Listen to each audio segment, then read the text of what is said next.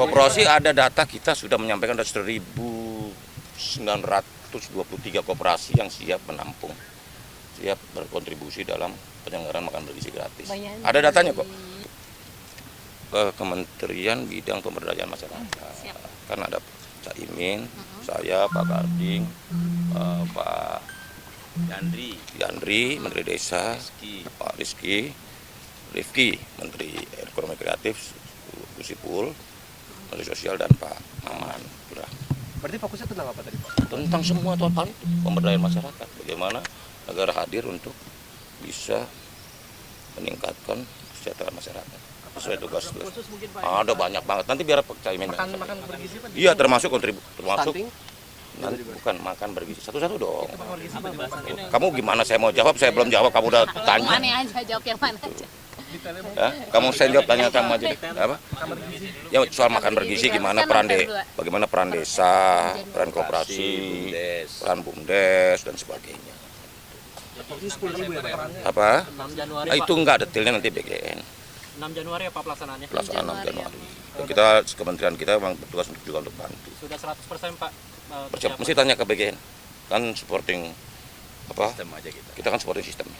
Kalau dari Koperasi ada data, kita sudah menyampaikan ada 1.923 koperasi yang siap menampung, siap berkontribusi dalam penyelenggaraan makan bergizi gratis.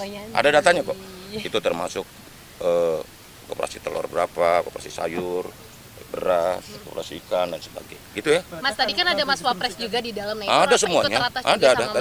Tadi kita bertuju Pak Presiden, Pak Wapres dan Pak Sekap. Beliau dilibatkan untuk in charge juga di program atau seperti apa? Jadi 1.900 itu total dari semua komoditas itu tadi? Ya, ada 1.923 koperasi yang siap ikut terlibat dalam bagian dari supporting untuk makan bergizi gratis.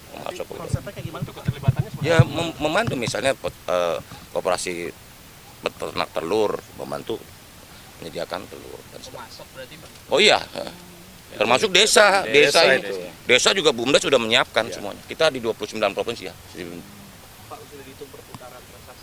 Ini kan gini, ini kan baru jalan. Bagaimana kamu mau putar transaksi sih, orang jalan juga belum. Tapi yang pasti tadi untuk ketahanan pangan makan siang bergizi itu dari dana desa, tadi saya sampaikan, saya laporkan 20% dari 71 triliun dana desa tahun 2025 untuk ketahanan pangan. Tadi sudah disampaikan ada desa padi, nanti ada desa jagung, ada desa ikan nila, ada desa melon dan lain sebagainya. Jadi kita akan menyukseskan makan siang bergizi. Jadi memang sesuai konsep diversifikasi pangan gitu ya? Iya. Enggak semuanya serentak nasi begitu? Desa melon, desa lain itu menyuplai buat itu? Iya, untuk bahan makan siang bergizi.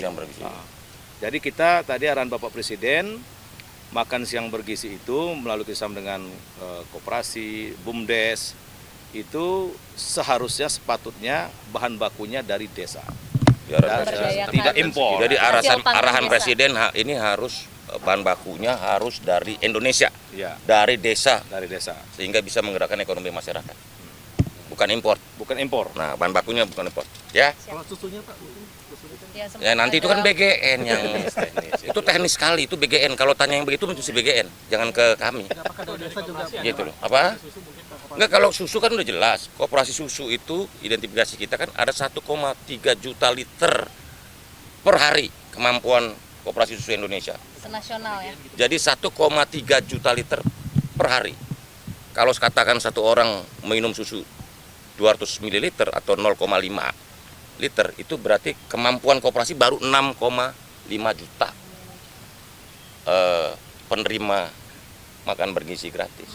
Jadi perlu ada peningkatan kapasitas. Pak, ini kan pakai produk kayak Greenfield, apakah nantinya membuat produk? Tanya ke BGN kalau yang itu. Itu polisinya BGN, bukan kita dong. Kita kan cuma nyediain susunya aja. Kita masukin, ya. Tapi 1,3 juta tadi dipasok buat BGN, buat MBGN. Kita sudah komunikasi dengan Pak Kepala BGN bahwa koperasi siap sekitar 1,3 juta liter per hari. Terutama Jawa Timur ya. Jawa Timur sudah menghitung itu semua susu se-Jawa Timur dipakai untuk program MBG cukup. Cuman kan provinsi lain enggak. Ya itu nanti strateginya kita diskusikan lebih lanjut. Ya, Mas sedikit mungkin isu lain ini mengenai Pak. jangan. Ini Pak Jokowi dapatkan award Alah, nggak usah dijawab di situ, nggak boleh dijawab. Ini Ya gitu. yang terkait punya saya ya. Iya. Jadi tadi soal pekerja migran, salah satu keputusannya adalah pekerja migran ini akan menjadi diplomasi ekonomi luar negeri oleh pemerintah. Jadi setiap presiden ke daerah negara-negara mana itu akan menjadi bagian dari yang dibicarakan. Yang kedua, kita harus memperbaiki vokasinya sehingga kemungkinan pemerintah akan mendirikan pusat vokasi sekitar 100 Bang Nanti lembaga stasiun. Ya. tadi sebagai BNP Gus ya. Tadi kan soal makan bergizi gratis atau seperti apa yang di highlight di dalam rapat tadi Gus?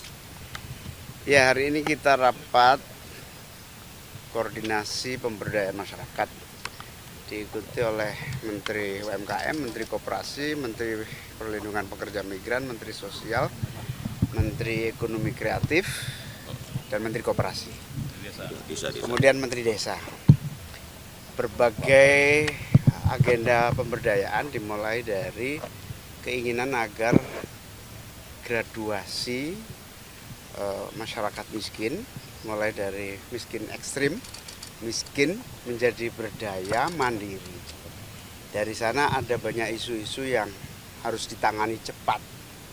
Salah satunya data tunggal agar tepat sasaran. Yang kedua, meningkatkan kapasitas usaha kecil menengah dan koperasi dengan memberi kapasitas kemampuan, kemudian bahan baku,